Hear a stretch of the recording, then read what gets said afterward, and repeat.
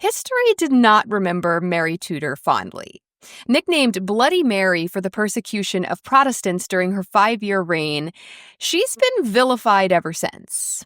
And this isn't just a footnote in the back of an obscure British history book. Bloody Mary is practically a household name. It's a popular cocktail made of vodka and tomato juice, possibly, although disputedly linked to Mary Tudor's nickname. It's even a childhood urban legend. Remember that one? Chant Bloody Mary 3 times into the mirror of a dimly lit bathroom, and her spectral figure will appear behind you. Yes, Mary Tudor has been not only vilified, but trivialized. Cocktails and childhood sleepover games. But when you strip away the Bloody Mary nickname cast upon her years later by Protestant propagandists and examine the real story of her life, Mary Tudor emerges as a powerful, though tragic, figure. The first ever undisputed Queen of England to rule in her own right, she seized the position, her rightful position by birth, gathering support from her countrymen and storming London to successfully take her crown. A woman in 16th century England did this. Spooky legends aside, that startling fact alone bears further examination. Let's fix that.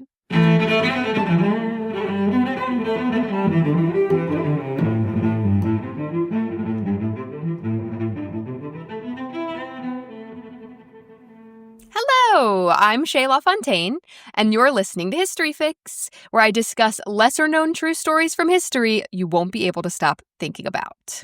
It is the final Sunday of Women's History Month, and so I'm ending it by busting out a topic I've been sitting on and dancing around for a while. Mary Tudor, aka Bloody Mary, daughter of Henry VIII, and the first ever Queen Regnant of England. I talked about Mary, of course, in my 2-parter on the 6 wives of Henry VIII. That was episodes 19 and 20. And then she came up again in episode 64 about Ranavalona I, Queen of Madagascar, because of the parallels between their lives and possibly unwarranted bad reputations. But Mary is still on my mind, always, and so deserving of her own episode, because history really did Mary Tudor wrong.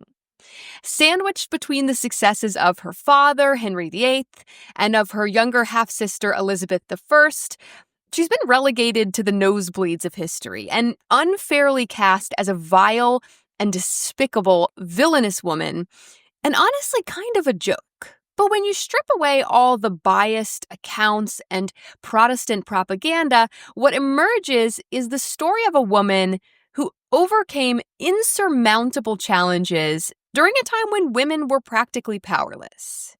And although her reign was short, only 5 years, she rose up to rule as Queen of England, Ireland, Spain, France, Naples, Sicily, and Jerusalem, as well as Archduchess of Austria, Duchess of Burgundy, Milan, and Brabant, and Countess of Habsburg, Flanders, and Tyrol. Yeah, you heard all that correctly. Girl was straight up ruling most of Europe. But that's not what people remember. They remember the 280-some Protestants she had burned at the stake for heresy, an act that would gain her the nickname Bloody Mary. So why did she do it, and how big of a deal was that, really, in the context of the time period? Does it deserve to be the only thing we remember about her? Let's dig in, shall we? So Mary Tudor was born in February of 1516 as the only surviving child of Henry VIII, who we've talked about so many times, it just kind of keeps coming up, and his first wife, Catherine of Aragon. Okay, so quick recap in case you missed the 6 Wives episodes, but honestly, go back and listen to those. They're like my top episodes. They're the favorites of all the episodes. You guys cannot get enough of the Tudors. So here we are again. Quick recap. Catherine was a princess of Spain, Catherine of Aragon. She came from Spain. She was the daughter of Ferdinand and Isabella, who were responsible for sending Christopher Columbus to the Americas, the other guy that we talk about all the time. And they were basically the leading world power at the time. Spain was on top. So Catherine was an incredibly eligible bachelorette and really a score for a prince of England. But Henry had an older brother. He was not meant to become king. He was just the spare heir. And so Catherine actually married his brother Arthur first when they were both just 15 years old. Sadly, Arthur died about 4 months after their wedding of the sweating sickness that plagued England between 1485 and 1551. And I've always been fascinated by this mysterious illness because to date, no one knows for sure what it was. And it seems to have affected like a very small geographical area during a very specific time frame, which is weird. But it's believed to have been something sort of like hantavirus, which is spread by mice, and was actually in the news recently for causing the death of Gene Hackman's wife, Betsy Arakawa. So anyway, Arthur dies. They're left with this problem now because they have this Spanish princess still that they don't want to return the dowry for, and they still kind of want to make this political alliance with Spain. Henry VII, who was Henry VIII's father and predecessor, actually considered marrying Catherine himself because his wife had since died in childbirth. But Catherine's mother, Isabella, shut that down. She's like, nope, not what we signed up for. She is not marrying an old man. And so the only option becomes for Catherine to marry Henry, the new heir to the throne, who was only 10 years old at the time. This all matters, I promise. So they give it some time because, he's a legit child. And then Henry and Catherine get married when they are 17 and 23 years old, respectively. And this happens right after the death of Henry's father and his ascension to the throne. So it's all happening at once. They become this power couple, right? This prince of England and this princess of Spain uniting to become king and queen. And they're quite fond of each other. Henry is very charismatic and charming and chivalrous in his youth. Catherine is a bit more demure. She's very religious and somewhat reserved, but she is elegant and obedient and intelligent and beautiful and really everything you could ever want in a queen consort. She's a 10. Except for one thing. Catherine and Henry struggle to have children. Before Mary was born in 1516, Catherine had had several miscarriages and at least 2 stillbirths, as well as one successful birth, a boy who had lived for only 2 months. And so they're overjoyed when Mary is born and survives. Disappointed, somewhat, of course, that she was a girl, Henry really, really wanted a male heir. England had never had a queen. They had queen consorts, right, the wives of kings, but they didn't do queen regnants who ruled in their own right. They had never done that. And so it wasn't even really an option for Henry. He needed a male heir to secure the Tudor line and honestly prevent civil war from erupting. So stakes are high. Lives are actually on the line here. But despite all of that, he dotes on Mary at first. She is his pride and joy, while he continues to wait for the successful delivery of a boy. Mary was described as a precocious child. She was intelligent and well-educated, entertaining guests on the harpsichord at the age of 4. And a lot of that was thanks to her mother, Catherine. Catherine took education very seriously. She had been very well educated by her mother, Isabella, back in Spain. So she's all about education, even for girls. She even commissioned the Spanish philosopher Juan Luis Vives to write a book called The Education of a Christian Woman, where he/she advocated for the education of women of all social classes. In this book, Vives argues that women are intellectually equal to men, and he stresses the importance of intellectual companionship in marriage over procreation. So this is quite groundbreaking stuff for the time, and it really sheds some light on the way Mary was raised by her mother, who believed these things as well. So by the age of 9, she could read and write in Latin. She also studied French, Spanish, music, dance, and possibly Greek. And by the time she reached adulthood, she was fluent in English, French, Spanish, and Latin, and proficient in Italian. Girl ain't dumb. But this is a difficult childhood as the only child of Henry VIII and born at, the wrong gender at that. So there's a lot of pressure on Mary from birth. When she was 2 years old, she got engaged to marry Francis, Dauphin of France, who was literally just a baby at the time. Like, for real, they put a diamond ring on her finger and everything when she was 2. But that engagement or betrothal or whatever was called off after a few years. And then when she was 6, she was betrothed again to her then 22-year-old cousin, Holy Roman Emperor Charles V. But that also got called off a few years later. She's very much a pawn, and they're playing her in a political chess game, even as a small child. Henry once boasted to the Venetian ambassador that Mary never cried. Like this was something to be proud of. She never cries. I think that's a major red flag that your little girl never cries. That's a problem. By the time Mary was 9, Catherine had suffered at least one more miscarriage and then failed to become pregnant again. Henry struggled to come to terms with the fact that they would never have a son to carry on the Tudor line. It ate at him constantly, and it began to sour the once loving relationship he had with Catherine. At this time, at 9 years old, Mary was sent to Wales to preside over the Council of Wales and the Marches. She was given her own court at Ludlow Castle and is essentially being treated as the Prince of Wales, which is the title that would have been given to Henry's firstborn son and heir had he survived. Although she's never actually given the title Princess of Wales, he's just sort of treating her as such. And I'm not really sure what this means. Does it mean he was resigned to let Mary take the throne after him as the first Queen Regnant of England? I'm not sure. He's possibly at least playing around with the idea. It kind of seems to be the only option at the time, but then everything changes. Enter Anne Boleyn. Anne was one of Catherine's maids of honor, which sounds high-ranking, but it's actually beneath a lady-in-waiting. Usually maids of honor were younger and unmarried, while ladies-in-waiting were married. So she's a junior attendant to the queen. Henry was a party boy. He liked to have fun. He loved jousting and hosting tournaments and raucous parties, and he had lots of affairs with other women in the court, these maids of honor, these unmarried women who attended to his wife. He basically had his pick of them, and Catherine was just supposed to turn a blind eye. That's just sort of how it was done. And really, you have to keep that in perspective because it's easy to demonize these women as like homewreckers or whatever, these loose women, but in reality, look at the context. This is the King of England. If the King of England is pursuing you, you can't really say no. Except one of them does, over and over again. Anne Boleyn rejects Henry's obvious pleas for affection. She flirts with him mercilessly, but she refuses to sleep with him. And rather than anger him or drive him away, this completely ensnares Henry. He's a hunter, right? He likes to go hunting. He's hunting Anne Boleyn, and he has to have her.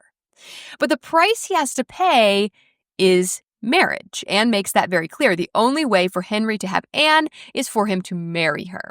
And that presents an obvious problem, considering he is already married and has been for over 20 years. But one night, while Henry is reading his Bible, he stumbles upon one verse in particular, Leviticus 20:21, which says, quote, "If a man shall take his brother's wife, it is an unclean thing. He hath uncovered his brother's nakedness. They shall be childless." And Henry realizes this is exactly what has happened to him. Catherine was his brother's wife. Their marriage is unclean. They are childless. Except not really, but I guess girl children don't count. And he realizes that he can use this to dissolve their marriage, just cancel the whole thing and marry Anne instead. At this time, England is a Catholic country, just like Spain, just like all of the Western world. If you're a Christian, you're Catholic. It's the only thing.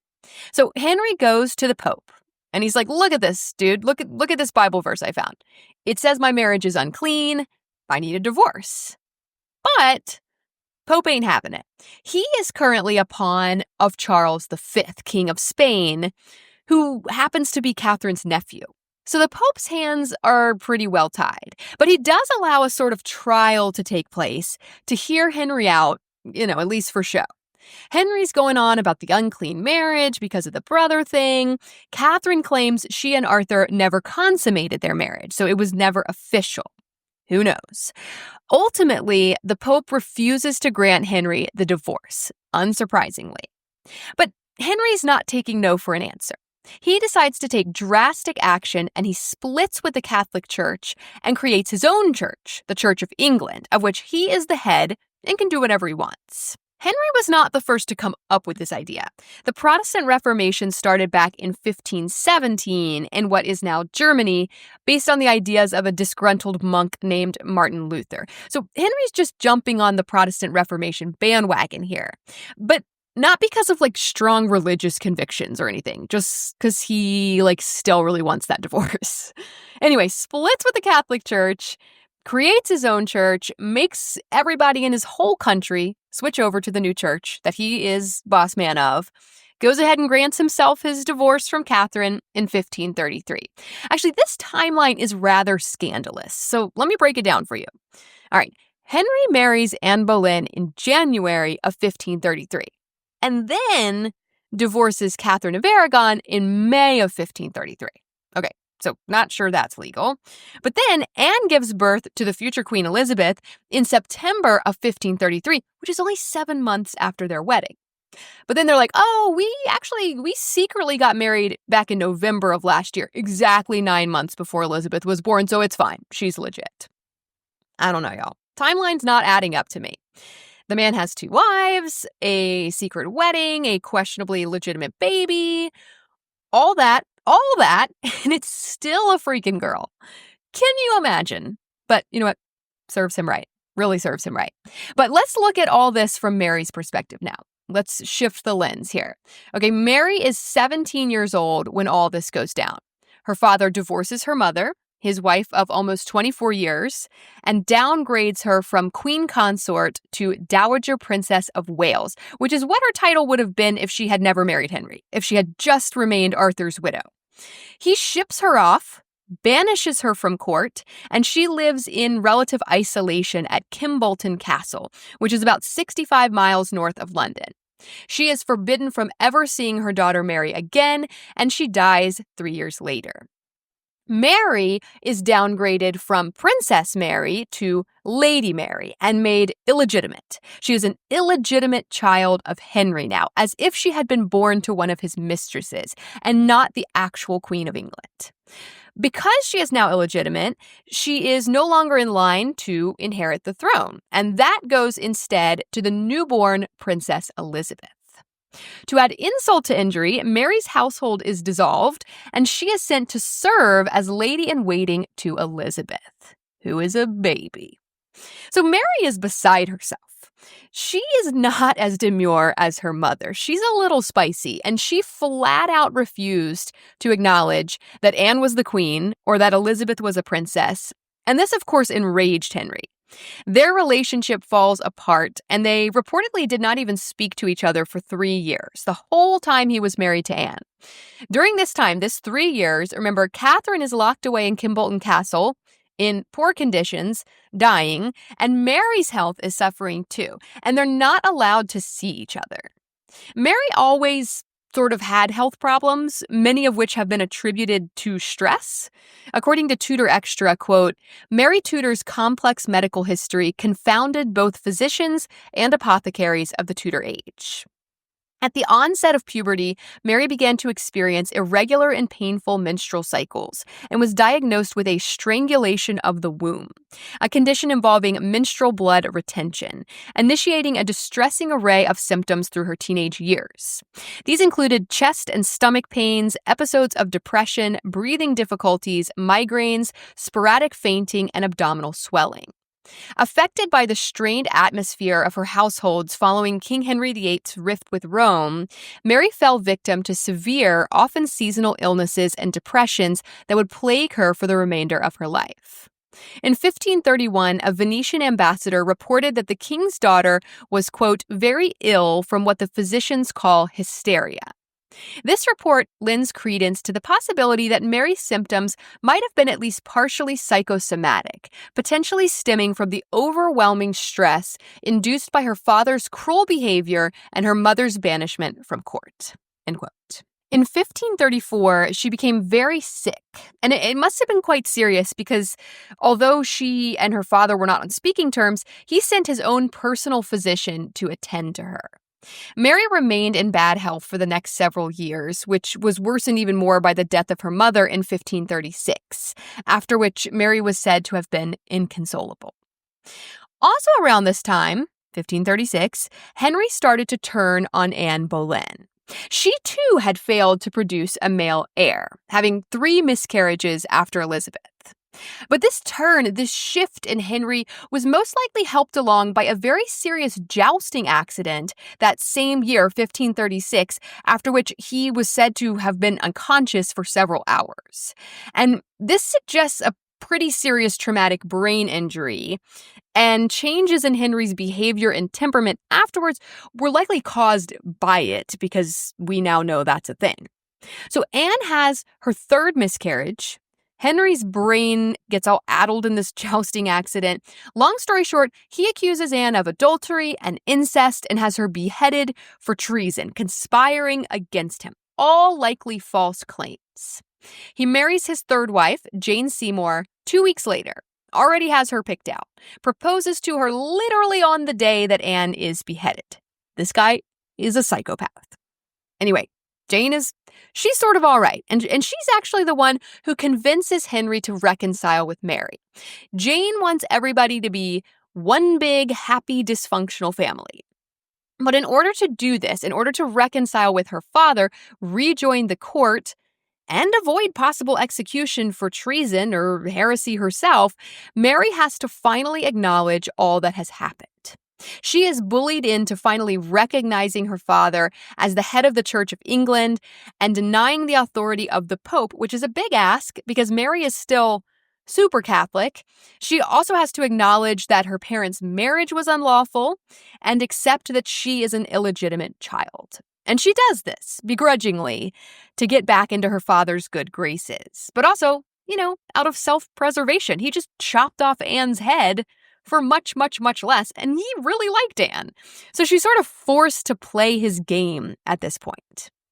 She gets to rejoin court. She gets her household back, her servants and whatnot, and she gets an allowance, which includes money, according to records, for fine clothing and gambling at cards, which was apparently one of her favorite pastimes. So things are looking up for Mary, but, she did kind of have to sell her soul for it, and I'm sure that eats at her for the rest of her life. The very next year, 1537, Jane dies of an infection after delivering Henry his only surviving son, Edward. Mary is made Edward's godmother, we know, and she also serves as chief mourner at Jane's funeral, suggesting that, in only 1 year there, she had very much been reaccepted into the family. But it continues to be dysfunctional as hell. And Mary's days are marred by constant trauma because her father is straight up mentally ill and everyone is pretending he's fine. In 1541, Mary's old governess and godmother, a woman she admired greatly, the Countess of Salisbury, is executed on suspicions of being involved in a Catholic plot that her son may or may not have even been part of. According to contemporary reports, her execution was particularly gruesome as her executioner was a, quote, wretched and blundering youth who literally hacked her head and shoulders to pieces, end quote. So that happened. And then the next year, Henry had his 5th wife, Catherine Howard, beheaded, who was 8 years younger than Mary, a child bride. And after that, he throws a Christmas party. Not kidding. He chops off his teenage wife's head, and then he hosts, quote, Christmas festivities, where he asks Mary to serve as hostess, a role that would have normally fallen to his wife, except he just killed her. Oh, it's so messed up. Can you imagine being Mary at this Christmas party? Like welcoming guests. The Tudor family welcomes you. Make sure you still have your head when you leave. Oh yeah, Merry Christmas. Like what? What is wrong with this guy? And poor Mary is just like being drug along for the ride.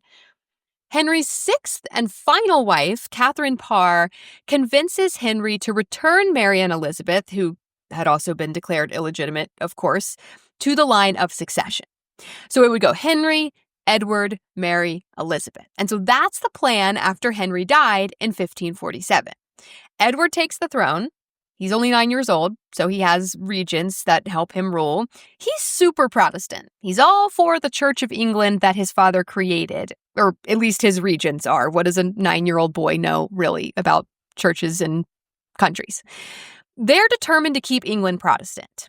Mary is still very Catholic. She continued to defiantly attend Mass in her own private chapel. And so she disagrees with her brother on this and mostly stays away from his court. In 1550, she reunited with Edward and Elizabeth for Christmas, more dysfunctional Christmas festivities, in which a now 13-year-old Edward embarrassed 34-year-old Mary over the Protestant Catholic issue, reducing them both to tears in front of the court. Once again, Merry Christmas. The Tudor family welcomes you. So anyway, by the time he's 15, Edward is in bad health. He's always been in bad health. He was a very sickly child, and they start to get really concerned about what's going to happen when Edward dies. Because it becomes clear that, he's not going to make it to adulthood. He's not going to be able to have his own heir, whatever. He's actively dying, probably of tuberculosis. And next in line for the throne, officially, is Mary, who is still Catholic. And they just know Mary is going to reverse everything that Edward and Henry did to make England a Protestant country, and they can't have that. So in his final moments, Edward excludes Mary from the line of succession. But according to his advisors, he could not exclude Mary without also excluding Elizabeth, even though she is Protestant. So he does that. He excludes Mary and Elizabeth from the line of succession, and he names a distant cousin, the granddaughter of his father's youngest sister, Lady Jane Grey, as his successor instead. And then he dies. Now, just before Edward died, when he was plotting all of this, kicking Mary and Elizabeth to the curb and plotting to put Jane Grey on the throne, he summoned Mary to court. Come see me. I'm dying. Come say goodbye to your dying brother. But before she goes, Mary is warned that this might actually be a trap. Edward may be planning to have Mary captured, kidnapped, locked away during this visit to ensure that Jane Grey ascends to the throne without Mary trying to intervene. So Mary doesn't go. She doesn't go to say goodbye to her dying brother. She's like, screw you. And she goes instead to East Anglia, where she owned a few estates. But she's not just hiding out, burying her head in a hole. She's gathering supporters. A big Catholic rebellion had recently been put down in East Anglia, and there's still a lot of angry Catholics there. She gathers their support and sends a servant to London to deliver a letter to the Privy Council proclaiming herself as Edward's successor, as her father had set forth. But that very same day, the same day that the letter arrives, they put Protestant Lady Jane Grey on the throne, just as they had planned. But Mary's not going down without a fight, and neither is Elizabeth, because her succession is on the line here too. Mary gathers these Catholic supporters, these countrymen, a military force really, plus 800 noblemen and gentlemen, popular support. And with Elizabeth by her side, she storms into London on horseback, triumphantly, and she takes what is rightfully hers. And it actually works, which is really crazy. I get chills thinking about this moment. People are cheering for her in the streets, their rightful queen. They're like, Lady Jane who? She doesn't even go here. And she is removed from the throne after only 9 days and imprisoned in the Tower of London, while Mary assumes her rightful position as the only, in my opinion, the only legitimate child of Henry VIII and the first queen regnant of England, the first queen to rule in her own right. Mary was 37 years old when she took the throne, which is advanced maternal age, very advanced for the time period especially, but she is determined to produce a Catholic Tudor heir. She doesn't want to die childless and have the throne passed to Elizabeth. Elizabeth is Protestant, and so her first priority is marriage. After lots of back and forth and considerable controversy, she marries Prince Philip of Spain, who was Spanish and therefore Catholic, but also a Habsburg, which was a big deal as far as European nobility goes. So this is a big diplomatic marriage, this union of ruling European factions. It's a big deal, and it's risky for England. They've never had a queen regnant before. What happens when she marries this Spanish guy? Does he become their king? They can't have a Spanish king. A Spanish guy can't rule England. How does this even work? And Philip was very Spanish. He didn't even speak English, which, like, come on, dude. Mary's over here speaking 5 languages fluently. You couldn't even bother to learn English. But Mary was determined to marry Philip, this very unpopular marriage, so much so that actual insurrections broke out over it. One group of rebels rose up and attempted to kick Mary off the throne and replace her with Elizabeth. Now, this rebellion was quickly put down, but it did have some serious consequences. Elizabeth probably had nothing to do with it herself, but it cast suspicion on her, and she was actually imprisoned in the Tower of London for 2 months and then placed on essentially like house arrest after that. The rebellion did seem to involve Lady Jane Grey's father, though. And up until now, Jane had just been imprisoned in the Tower of London. She hadn't been executed. Mary realized that, she was just a pawn in a much larger scheme that was outside of her control when she was put on the throne. And so she hadn't made plans to execute Jane. But after it came out that her father was involved in that rebellion, Jane was beheaded. Mary marries Philip, despite all the controversy, and they put some safeguards in place. Philip became King of England, in name, but only for Mary's lifetime, and he couldn't act without her consent. He had to get permission from her first. Also, England could not be obliged to offer military aid to Spain, which is what most people were worried about anyway. Mary actually seems to really like Philip. He's obviously and openly just married her for the political alliance, but she seems quite smitten with him. And despite being 37 years old, she gets pregnant right away, they think. I mean, all signs pointed to her being pregnant. She stopped getting her period. She experienced morning sickness even. Her belly grew and swelled like that of a pregnant woman. They didn't have like hormonal pregnancy tests or ultrasounds or anything at this point to verify. But, I mean, if it looks like a duck, swims like a duck, quacks like a duck, right? So they're all excited. They jubilantly announce this pregnancy to all of England.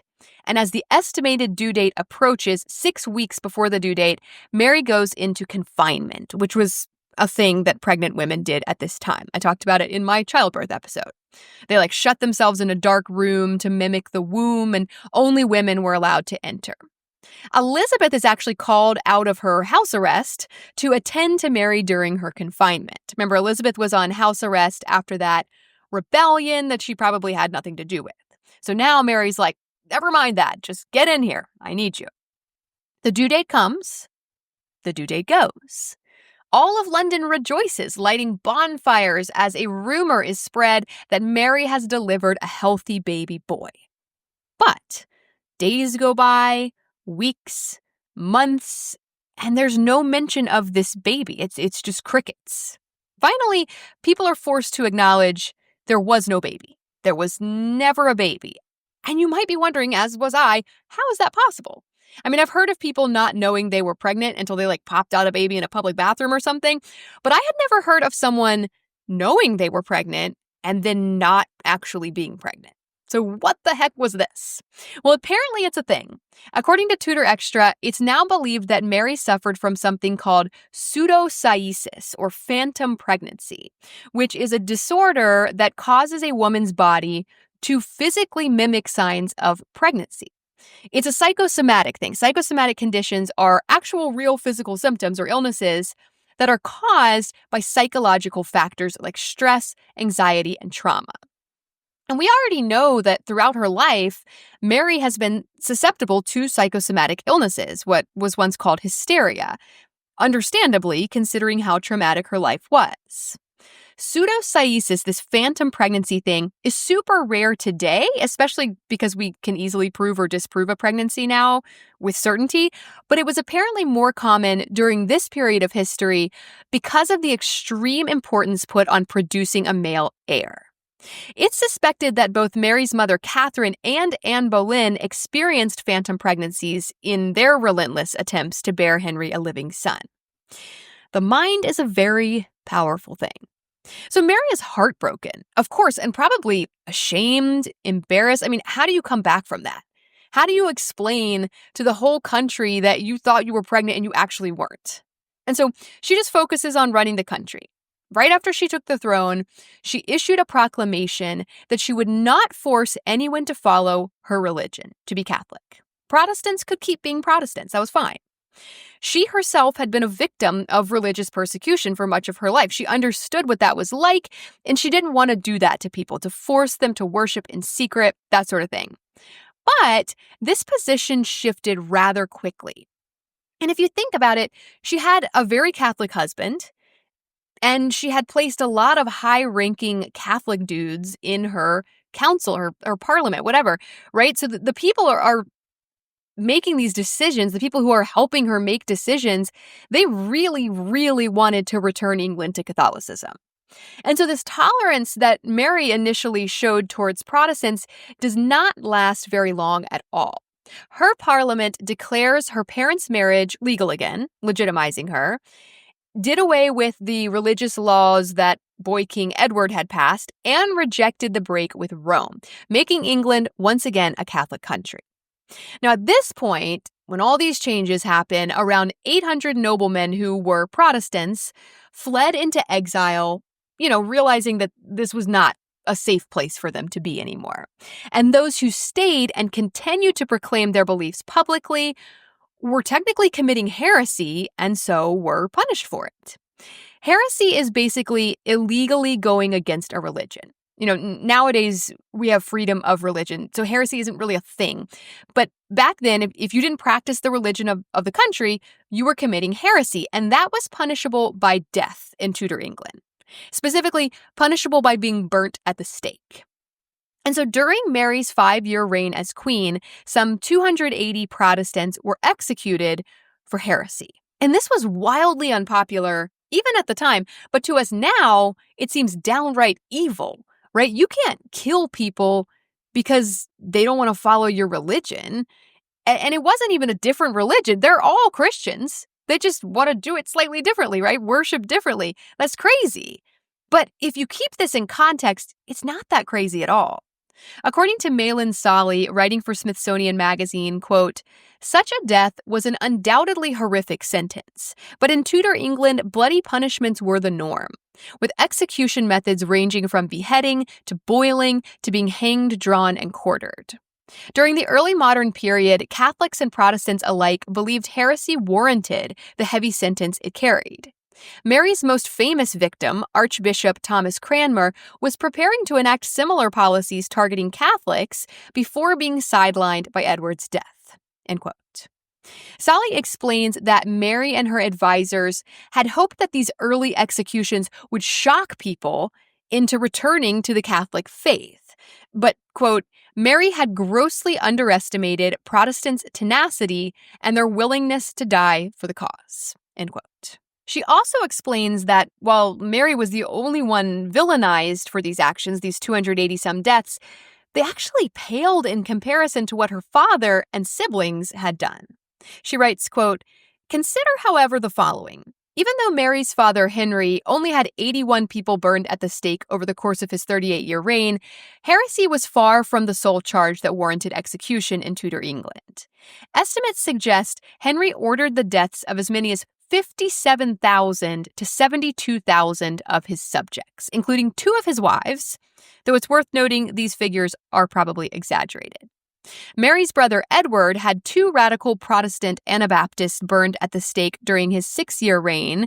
In 1549, he sanctioned the suppression of the Prayer Book Rebellion, resulting in the deaths of up to 5,500 Catholics. Mary's successor, Elizabeth, burned 5 Anabaptists at stake during her 45-year reign, ordered the executions of around 800 Catholic rebels implicated in the 1569 Rising of the North, and had at least 183 Catholics, the majority of whom were Jesuit missionaries, hanged, drawn, and quartered as traitors. End quote. So why is Mary the only bloody one?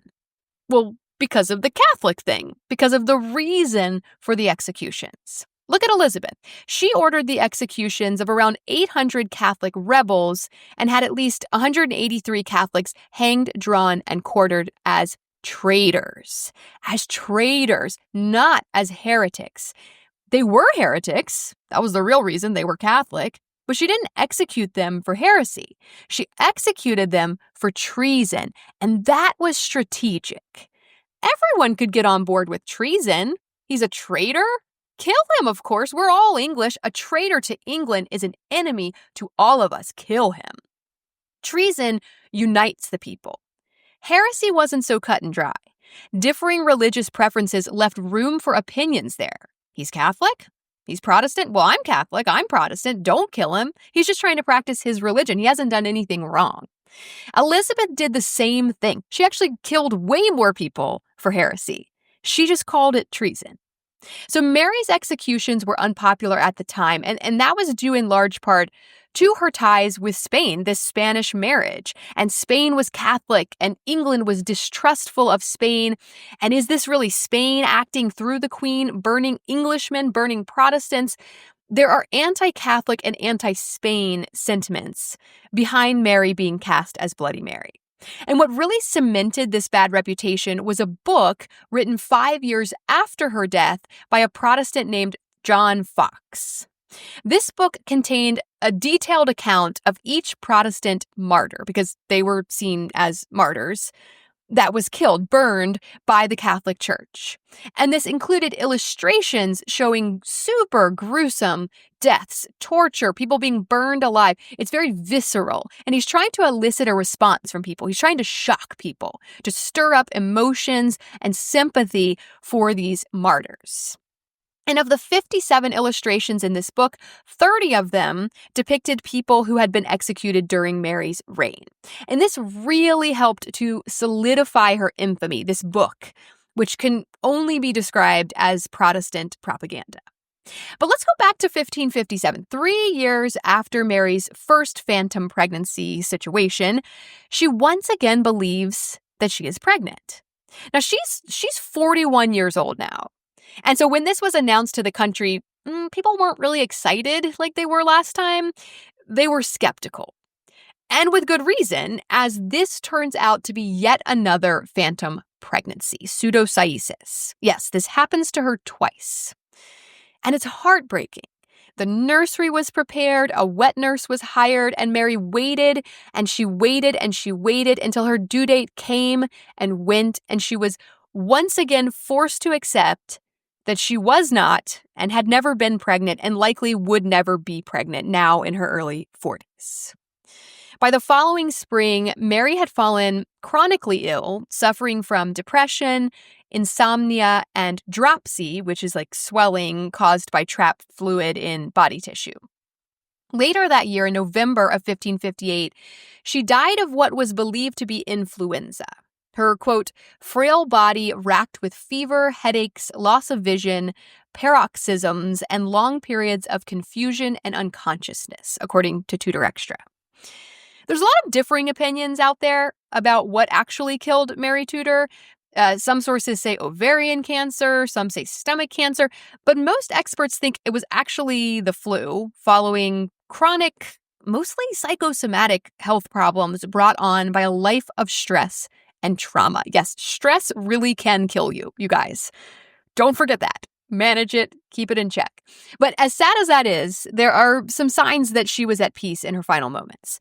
According to Tudor Extra, quote, she described to her ladies the joyous dreams she'd been experiencing, witnessing children playing and singing like angels around her. The one thing she had craved for most of her life, children, a loving family, had comforted her in her last days on earth. The reign of Catherine of Aragon's resolute, unflinching daughter had slipped away in the presence of her devoted gentlewomen, gently and unconsciously, end quote. At her funeral service, the Bishop of Winchester praised her, saying, quote, she was a king's daughter, she was a king's sister, she was a king's wife, she was a queen, and by the same title, a king also, end quote. And we know that she wasn't seen as the evil villain she has since come to be known as, because 45 years later, when Elizabeth I dies, she chooses to be buried with Mary, with her sister. They didn't always see eye to eye, but they were sisters after all. And their shared tomb reads, quote, partners both in throne and grave, here rest we two sisters, Elizabeth and Mary, in the hope of the resurrection. But ever since, Mary has been viewed out of context by people alive centuries later who couldn't possibly understand her life or the choices she made. Since then, she has been Bloody Mary, cast as one of the most evil, reviled women in history. Sally says of this, quote, "If numbers are the main reasoning behind such sobriquets as Bloody Mary, then why aren't Mary's family members dubbed Bloody Henry, Bloody Edward, and Bloody Bess? Why has the myth of Bloody Mary persisted in Great Britain's collective imagination for so long? And what did Mary do that was so different from not only other Tudor monarchs, but also other kings and queens across early modern Europe?" These questions are complex and predictably fraught, but several recurring themes persist. As England's first queen regnant, Mary faced the same challenge experienced by female rulers across the continent, namely her counselors and subjects' lack of faith in women's ability to govern. A dilemma best summarized by contemporary Mary of Hungary, quote, "A woman is never feared or respected as a man is. Whatever her rank, all she can do is shoulder the responsibility for the mistakes committed by others." End quote. It's a damned if you do, damned if you don't situation. Historian Lucy Wooding says in that Smithsonian Magazine article, quote, "She's simultaneously being lambasted for being vindictive and fierce and spineless and weak." End quote. And we're back to my revelation from the Aspasia of Miletus episode from a few weeks ago. Why the Western world hates powerful women. Why the first queen regnant of England was destined to go down in history as a vile and despised character, no matter what she did. A successful queen? We can't have that. Because powerful women are a threat to the patriarchal social order we inherited from ancient Athens. A social order we continue to resolutely protect then and now. I'll leave you with Sally's final thoughts, which I think sum it all up nicely. She says, quote, "The myth of Bloody Mary is one mired in misconception. England's first queen regnant was not a vindictive, violent woman, nor a pathetic, love-struck wife who would have been better off as a nun. She was stubborn, inflexible, and undoubtedly flawed, but she was also the product of her time, as incomprehensible to modern minds as our world would be to hers. She paved the way for her sister's reign, setting precedents Elizabeth never acknowledged stemmed from her predecessor, and accomplished much in the arenas of fiscal policy, religious education, and the arts. This is the story of how a heroic underdog became a monarch who was then mythologized as a violent despot, despite being no bloodier than her father, Henry VIII, or many other English monarchs. It's a tale of sexism, shifting national identity, and good old-fashioned propaganda, all of which coalesced to create the image of an unchecked tyrant that endures today.